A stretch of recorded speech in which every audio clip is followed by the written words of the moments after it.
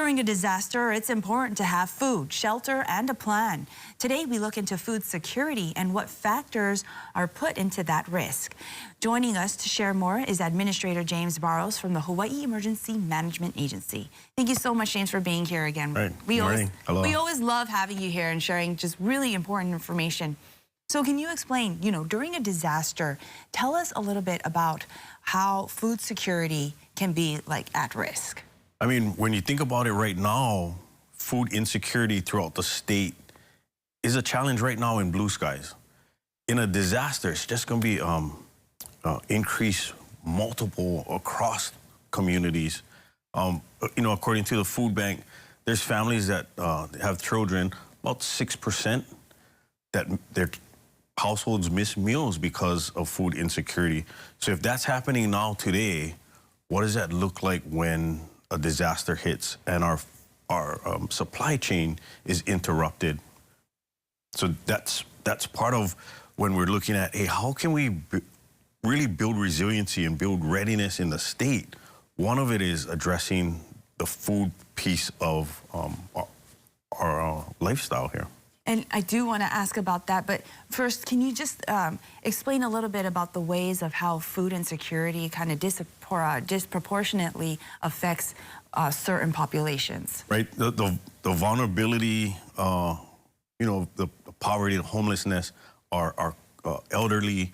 So one of the things that I just thought of just now is our partnership with Lanakila and leveraging FEMA money to build their facilities to withstand a hurricane so that they can continue their operations on the Meals on Wheels piece.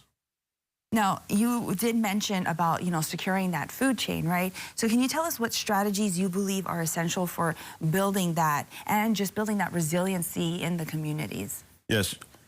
Everybody looks across and goes, hey, we know more than 80% of our food comes through shipping. So everybody looks and goes, oh my goodness, the harbor is a single point of failure.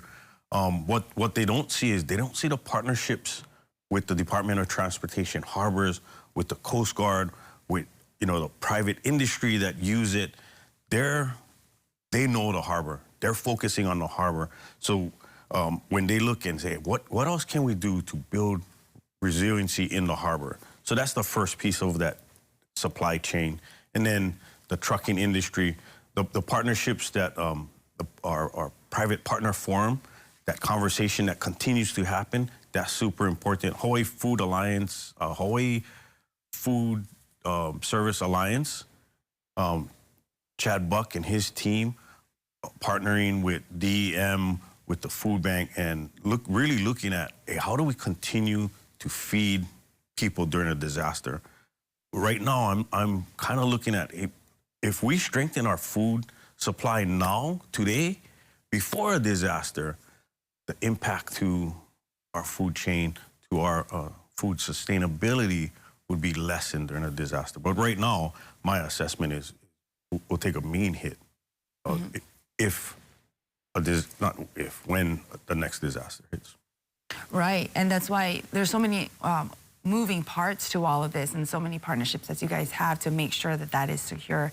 But, for people and viewers at home, what can they personally do to prepare? So one of the tough things, and I know for a lot of families, HIEMA always says 2 weeks ready, be 2 weeks ready, be 2 weeks ready.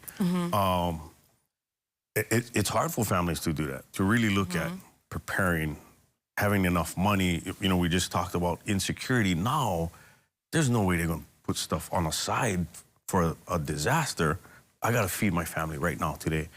But if they can slowly build some kind of supply, emergency supply, and then those that can build, if I have the ability to do the 2 weeks ready, maybe add another day, maybe make mine 3 weeks ready, so I have supplies that I can share with my ohana and my community. Yeah, absolutely. And that's why places like the food bank is so important for people to have access to that as well. Yes. Thank you very much. Is there anything else that you'd like to add? Well, one of the things is farm to family. We got to really look at how do we support and empower the farmers and our own agricultural culture here in Hawaii. Yeah, absolutely. You know, so that we can rely and just be sustainable and not rely on those imports, right? Yeah, that 90% that comes in. Right. Yeah. Well, thank you very much. Yeah, definitely a lot of discussions, continuing talks to do this, to have that food security. So thank you very much.